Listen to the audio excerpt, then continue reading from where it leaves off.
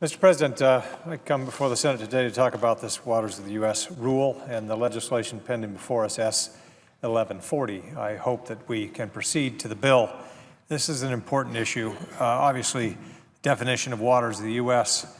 sets the rules of the game of who is covered under the Clean Water Act. As has been stated, several Supreme Court decisions over the past decade or the decade and a half have created some uncertainty, a lot of uncertainty for landowners and those who work the land, who aren't sure whether they are going to be regulated or not.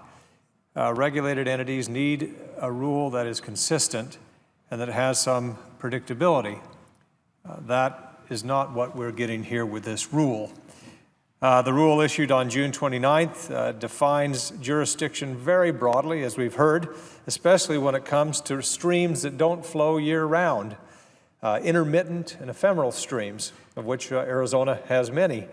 Now, several scientists who have been involved in the rulemaking process have told my staff that there is a disagreement between what the science says and what this rule says. Science says that some streams are strongly connected and others are not. There's a so-called spectrum of connectivity, but this rule assumes that they are all strongly connected. Let me just show one picture of a stream here. This is Dan Bell, a rancher in southern Arizona near the border of Santa Cruz County, standing on a stream bed or a dry wash or a roro that will likely be covered under this rule. Now, like Dan, I grew up on a ranch in northern Arizona. I've ridden through my whole life, 7-mile draw, 9-mile wash. The topography of the land was named for some of these dry washes, but they only had water after a good rain and lasted a few minutes. That was it. Those will likely, under this definition, under this new rule, be defined as waters of the U.S. Now, if you can imagine what ranchers and other agricultural users are feeling right now, thinking that the federal government is going to step in on top of other state regulation that already occurs in regulating what goes on with these stream beds or these dry washes. On August 27th, a federal district court judge blocked the implementation in 13 states, including Arizona, saying, quote, "It appears likely that the EPA has violated its congressional grant of authority in its promulgation of the rule at issue." As we know, on October 9th, the Sixth Circuit Court of Appeals stayed the rule nationwide.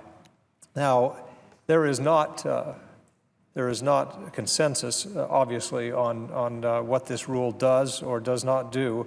In internal memos, the Army Corps of Engineer Assistant Chief Counsel of Environmental and Regulatory Programs highlighted a number of, quote, serious areas of concern with a rule, including the, quote, assertion of jurisdiction over every stream bed, which would have, quote, the effect of asserting Clean Water Act jurisdiction over many thousands of miles of dry washes and auroros in the desert Southwest.